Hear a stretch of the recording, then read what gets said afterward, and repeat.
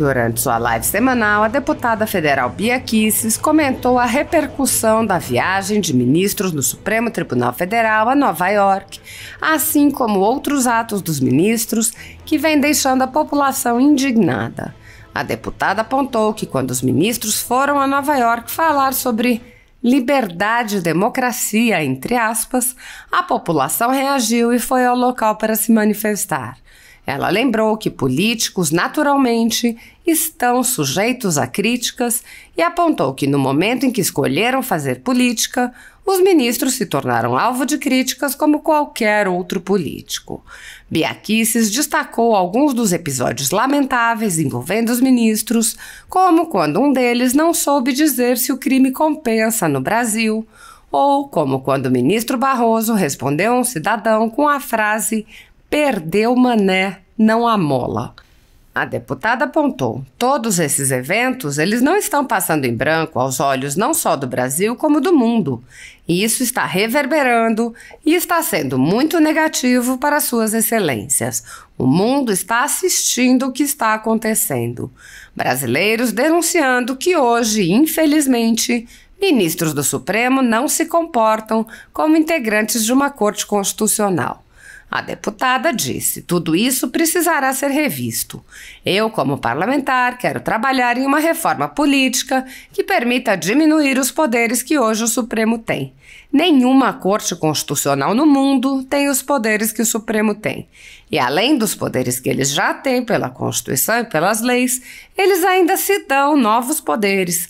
Então, hoje eles têm poderes ilimitados. E isso não é bom para nenhuma democracia no mundo. Então, hoje o povo está respondendo a isso. Kicis explicou que as pessoas estão se manifestando continuamente nas ruas porque tem pessoas que têm por função defender a Constituição e não estão fazendo isso, estão atacando a Constituição. Bia Kicis lembrou ainda que mesmo em meio à polêmica causada pela frase "perdeu mané", o ministro Barroso foi visto jantando com o advogado de Lula. A deputada disse: se Moro era suspeito, o que se dirá de um ministro que janta com o advogado do réu que ele descondenou? Com muito mais razão, esse ministro seria suspeito. A deputada lembrou: precisamos que o Senado faça sua parte. Só quem pode processar impeachment de ministros é o Senado.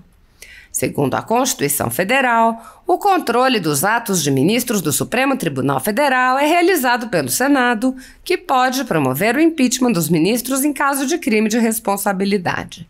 No entanto, os presidentes da Casa vêm barrando a tramitação dos pedidos sem consulta ao colegiado. Sem controle externo, alguns ministros do Supremo agem ao arrepio da Constituição. Em inquéritos secretos, o ministro Alexandre de Moraes, por exemplo, promove uma aberta perseguição a adversários políticos. Em um desses inquéritos, a Folha Política teve sua sede invadida e todos os seus equipamentos apreendidos. O inquérito foi arquivado por falta de indícios de crimes, mas os dados sigilosos foram compartilhados com outros inquéritos abertos de ofício e com a CPI da pandemia, que compartilha dados sigilosos com a velha imprensa. Sem justificativa jurídica, o ministro Luiz Felipe Salomão, ex-corregedor do Tribunal Superior Eleitoral, confiscou toda a renda da Folha Política e de outros sites e canais conservadores para impedir suas atividades. A decisão teve o aplauso e o respaldo dos ministros Luiz Roberto Barroso, Alexandre de Moraes e Edson Fachin. Há mais de 16 meses, os jornais, sites e canais conservadores têm todos os seus rendimentos retidos sem qualquer base legal. Se você apoia o trabalho da Folha Política e pode ajudar a impedir o fechamento do jornal, doe qualquer valor através do Pix, utilizando o QR Code que está visível na tela ou o código ajude@folhapolitica.org. Caso não utilize Pix, há a opção de transferência bancária para a conta da empresa Raposo Fernandes, disponível na descrição deste vídeo e no comentário fixado no topo. Há 10 anos, a Folha Política vem mostrando os fatos da política brasileira e dando voz a pessoas que o cartel midiático quer calar. Pix@ajude@folhapolitica.org. Assista! Segunda-feira, dia 14/11. Vamos lá? Na segunda-feira, né, começou a reverberar, mostrar aquela viagem que ministros, 5 dos 11 ministros do Supremo fizeram a Nova York. Um evento que, como vocês devem se lembrar, quem me acompanha, né, eu dei há mais de 4 meses, do plenário da Câmara, eu informei que haveria esse evento e que era um evento de 2 dias, 14 e 15 de novembro, que tinha uma parte que era sobre liberdade política e tinha uma outra parte que era sobre, como é que era o título na época, o Brasil, a economia do Brasil no novo governo. E os convidados, os economistas convidados, eram todos de esquerda, todos ligados ao Lula, ligados ao PSDB, ligado ao PT, né? Não tinha, o Paulo Guedes não estava convidado para falar sobre a economia no novo governo. Quando eu denunciei isso no plenário e falei que era um evento da Lide, que a Lide era do Dória, o que é que eles fizeram? Disseram que era fake news, uma checadora dessa falou que era fake news. Porque quando eles falavam novo governo, não significava que eles estavam querendo dizer que o Lula ia ganhar. Novo governo seria, bom, mas se o Bolsonaro ganhar, vai ser um novo governo do Bolsonaro. Só que os economistas convidados mostravam que eles não estavam esperando coisa nenhuma que fosse Bolsonaro. E eu na época denunciei que tinha ministros do Supremo confirmados no evento. Aí disseram fake news do deputado, quer dizer, eu falando no plenário, o que eles fizeram? Mudaram o título do evento. Em vez de colocar no novo governo, falaram após as eleições. Né? Mudaram o título do governo, do evento. Essa foi a grande, Cláudia Viana, essa foi a grande providência, né? Bom, enfim, chegou 14 de novembro, os ministros estavam lá, 5 ministros estavam lá, e daí foram falar sobre o quê? Sobre liberdade e democracia. Olha que coisa linda. No dia seguinte foi o painel da economia, tá? Mas na segunda-feira, dia 14, o painel foi liberdade e democracia. Só que o povo brasileiro que estava lá, os moradores dos Estados Unidos, de Nova York, foram demonstrar a sua satisfação com os ministros que estavam lá para falar sobre democracia e liberdade, não é? E foi pesado, né, pessoal? Foi pesado, a gente viu que a reação foi forte. Agora, como dizia, né, o ministro Alexandre de Moraes, quem não quer se expor, né, não entra para a vida política. Aí tem gente que fala, mas os ministros do Supremo não são políticos, né? Então eles não podem ser tratados como políticos. A gente acostumou a ter os ministros do Supremo como pessoas super respeitáveis. É verdade, a gente se acostumou assim. Mas no momento em que eles enveredaram para a política, eles se tornaram políticos. Eles estão fazendo atividade política. E aí o povo responde, né? Então, pessoal, o que aconteceu? Eu ouvi algumas pessoas dizendo, mas é um absurdo o povo também ser tão... Né? A mídia falou, as pessoas, aqueles golpistas que estavam lá, agrediram os ministros, a gente sabe que não foi isso que aconteceu. As pessoas estavam se manifestando pacificamente. Agora, você não tem garantido a liberdade de expressão para elogiar só as pessoas. Você tem liberdade de expressão para criticar também. Se fosse para elogiar, não precisava estar garantido na Constituição, porque ninguém fica incomodado de ser elogiado, não é? E aí aconteceram cenas bizarras, patéticas, como um ministro do Supremo ser perguntado por uma moça, por sinal muito educado, se ele acha que no Brasil o crime compensa, e ele responder que não sabe. Não sei. Né? Então, gente, quando a gente vê uma coisa dessa de um ministro do Supremo, é de arrepiar. A gente viu um ministro falar para um brasileiro que estava indagando se o TSE iria, ouvir um ministro falar: perdeu, mané, não amola. Perdeu, mané, não amola.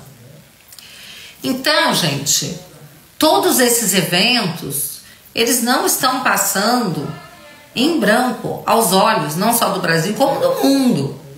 Isso está reverberando. E está sendo muito negativo para suas excelências. O mundo está assistindo o que está acontecendo, não é? Brasileiros denunciando que hoje, infelizmente, o Supremo não se comporta como uma corte constitucional. Ministros do Supremo não se comportam como integrantes de uma corte constitucional. Então, tudo isso precisará ser revisto. Eu, como parlamentar, se há uma coisa que eu quero muito, é trabalhar numa reforma política. Uma reforma política, né, que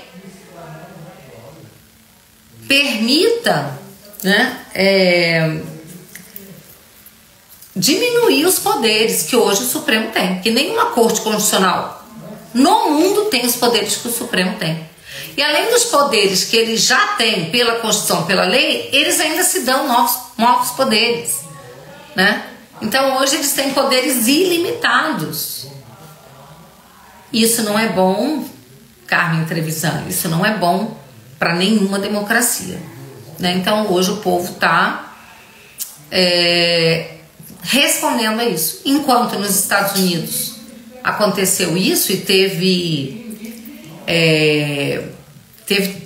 movimento na Inglaterra, teve movimento na França, teve movimento, eu acho que foi no Líbano, se não me engano, que teve também movimento de brasileiros insatisfeitos com o que está acontecendo no Brasil, muito insatisfeitos. Enquanto isso, aqui no Brasil, o povo continua nas ruas firme e forte, né? O povo continua nas ruas firme e forte. Eu tive a oportunidade de falar sobre isso em algumas entrevistas que eu dei, inclusive na Jovem Pan, na Itália, isso mesmo, teve movimento na Itália, né? Isso mesmo, meninas. Eu participei do Jornal da Jovem Pan, acho que foi na terça-feira, não lembro agora se foi na segunda ou na terça. Na Inglaterra, a Karine Bull está dizendo que teve também, que ela mora lá. E falei a respeito desses movimentos, do que as pessoas estão fazendo na rua. E eu sempre vou defender a liberdade de expressão das pessoas. Não existe nada que as pessoas pacificamente não possam pedir, tá? Nada. Em Portugal teve também, exatamente. Então, não se pode chamar, é um absurdo chamar de movimento antidemocrático, de golpe. Povo na rua. O povo é o detentor de todo poder. O poder emana do povo, é isso que está na Constituição, né? Assim, tem pessoas que talvez nunca tenham visto uma Constituição. Tá aqui um exemplar. Mas tem pessoas que conhecem, que têm por função defender a Constituição e não estão fazendo isso. Estão atacando a Constituição. Então, pessoal, para vocês saberem, ó, Constituição da República Federativa do Brasil, artigo 1º, para quem não sabe, a República Federativa do Brasil, formada pela união indissolúvel dos estados e municípios e do Distrito Federal, constitui-se em Estado democrático de direito e tem como fundamentos, 1, a soberania, 2, a cidadania, 3, a dignidade da pessoa humana, 4, os valores sociais do trabalho e da livre iniciativa, 5, o pluralismo político. Então, pluralismo político. Não se pode calar um dos lados.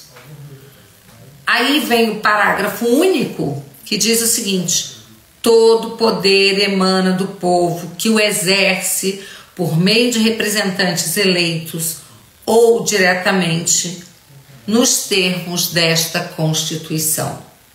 Tá? Então é isso. Artigo 1º, parágrafo único. não dá para você dizer que povo na rua é golpe. Tá? Isso é um absurdo. Bom, vamos lá. Voltando aqui ao nosso resumo.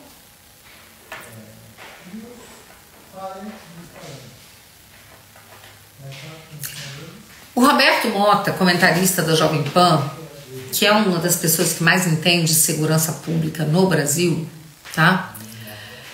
Ele postou um tweet na segunda-feira com um pedido para o Elon Musk, dono do Twitter. Ele falou o seguinte: reserve 10 minutos para se familiarizar com a situação no Brasil e a forma como a liberdade de expressão foi cerceada. Em resposta, Elon Musk disse que a questão está em sua lista para revisar. O TSE tem censurado diversas contas de usuários de direita em prol da lisura da informação. Fundador da Tesla e agora CEO do Twitter, Musk declara em uma missão para restaurar a liberdade de expressão. E essa semana a gente acompanhou que muitos funcionários do Twitter, insatisfeitos com isso, pediram demissão, saíram do Twitter, porque não querem se adequar a esse novo modelo, onde as liberdades serão respeitadas, né? Então, vamos lá. Voltando aqui. Foi divulgado, né, gente? Foram divulgadas imagens, um vídeo nas redes sociais do ministro Barroso com o Cristiano Zanin, advogado do Lula. Eles estavam em Nova York, né? Foram jantar num restaurante na segunda-feira. Zanin defendeu Lula no processo no STF, né? Conseguiu a liberação do Lula, não a absolvição, mas a liberação para ele concorrer. E vamos lembrar que durante um julgamento, Zanin conseguiu arrancar lágrimas de um outro ministro, né? Vocês se lembram disso? O ministro Gilmar Mendes aproveitou a sessão para elogiar o Zanin, se emocionou, chorou. Bom, então, gente, olha só, o Lula, ele foi descondenado porque alegaram que o Moro era suspeito, né? Ele era um juiz incompetente para julgar o Lula, né? Sendo que uma incompetência territorial, né? Ou seja, pelo lugar onde o processo correu, é aquilo que em direito se chama de incompetência relativa. E ela tem que ser levantada na primeira ocasião no processo. E depois que se decide sobre isso, ela deixa de existir, acabou. E no caso do Lula, isso foi várias vezes decidido pelo Supremo, que Curitiba era o foro constitucional, competente, né? Era competente. E depois que já tinha precluído há muito tempo essa situação, eles resolveram anular os processos e dizer que o Moro ainda era suspeito, né? Disseram que o Moro era suspeito. E o que se dirá de um ministro que está jantando com um advogado do réu que ele absolveu? Absolveu não, desculpa, que ele descondenou, né? Então, gente, com muito mais razão, né? Esse ministro seria suspeito, né? Mas vamos lá. Bom, aí já falei da questão da frase do Barroso, né? Que é perder o mané, não amola, perder o mané, que é um termo que todo mundo sabe que é usado por marginais, né? Quando você é assaltado, muita gente falando que cansou de ouvir essa expressão, né? Uma expressão absolutamente indigna de ser usado por um ministro que, além disso, não adianta se desculpar agora, dizer, me excedi, fui grosseiro. A questão não é a forma, a questão é muito mais o conteúdo, como disse o J.R. Guzzo, né? Não é a forma, é o conteúdo do que ele disse, né? que se ele diz que o outro perdeu é porque ele ganhou. Se ele ganhou, cadê a imparcialidade dele, né? Bom, pessoal, é de arrepiar. Aí, mudando um pouco de assunto, né?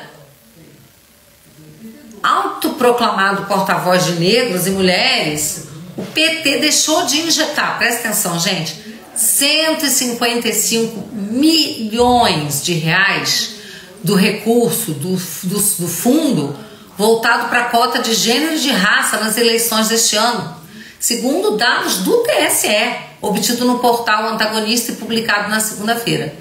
Em agosto, o PT recebeu cerca de 500 milhões do fundo eleitoral, com previsão de aplicar 185 milhões, 40% do valor, em candidaturas femininas.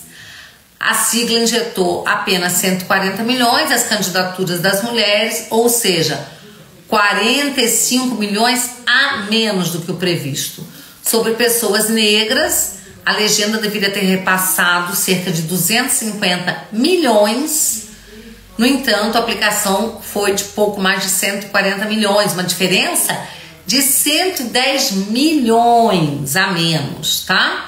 O TSE deu 3 dias para que o PT complemente os dados, comprovando o repasse correto ou justifique a diferença nos valores apresentados na prestação de contas.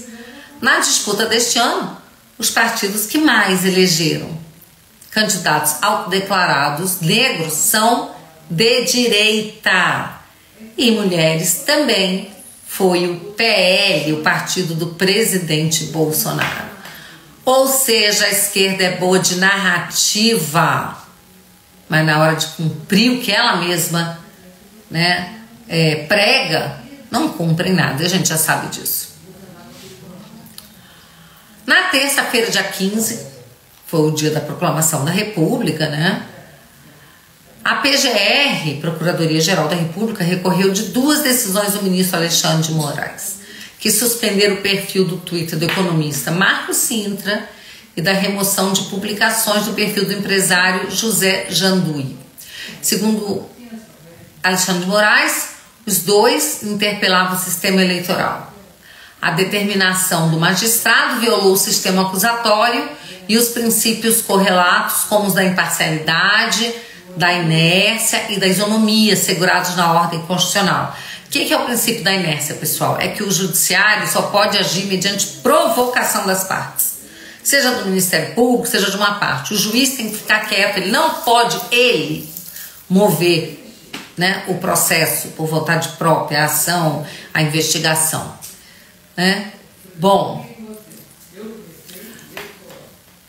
então a gente já sabe, né, que parabéns à subprocuradora-geral Lindora Araújo, né?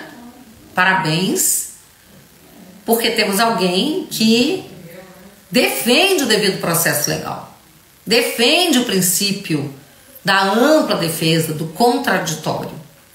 Coisa que, vamos pensar, se o Lula, por acaso, assumir mesmo em janeiro, olá, Getter Brasil Oficial, tudo bem?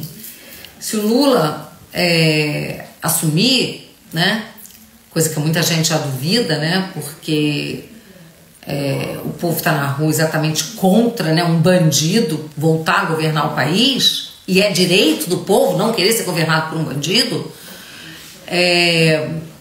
O que acontece? Ele vai escolher o novo procurador-geral, certamente escolherá alguém afinado, né, com essa política de desrespeito à Constituição, ao devido processo legal, e vão perseguir, né, os desafetos políticos, e são bem capazes de denunciar, né, de fazer a denúncia naqueles inquéritos absolutamente inconstitucionais, imorais e legais, que estão lá há anos e anos e anos a fio, parados, que eles não têm como denunciar porque não tem crime. Inquérito das fake news, inquérito dos atos antidemocráticos ou das milícias digitais, como eles chamam, não tem crime. Então por isso que o MP hoje não denuncia. Na hora que eles tirarem esse, colocarem os cupinchas dele, do MP, né, mais provável que eles denunciem sim. E aí nós veremos pessoas condenadas em inquéritos ilegais sem crime por tipos penais que não existem. Então o risco à democracia é cada vez maior. Isso sim é golpe.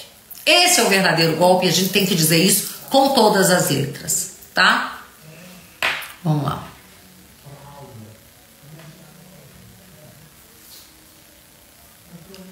O feriado da Proclamação da República registrou uma série de protestos contra a eleição do Lula na terça-feira. Apesar das mobilizações, os manifestantes estão nas ruas desde o dia 30 de outubro. Os atos foram organizados pelas redes sociais sem participação de figuras políticas, tá? Então, essa é uma manifestação orgânica, natural. Não tem político chamando ninguém para ir para a rua. Não tem políticos presentes. E, aliás, as pessoas até preferem assim, porque essa é uma manifestação do povo brasileiro. E cada um atua no seu fronte. Nós, parlamentares, estamos atuando no Congresso. Nós estamos usando as redes para falar, né? Tem muita gente que fala assim, vocês só falam, não fazem nada. Gente, deixa eu falar uma coisa para vocês. Parlamentar, uma das armas do parlamentar é exatamente falar, é a palavra. Vocês do povo não podem falar no parlamento, nós podemos, e nós estamos documentando tudo, nós estamos criando documentação para a história.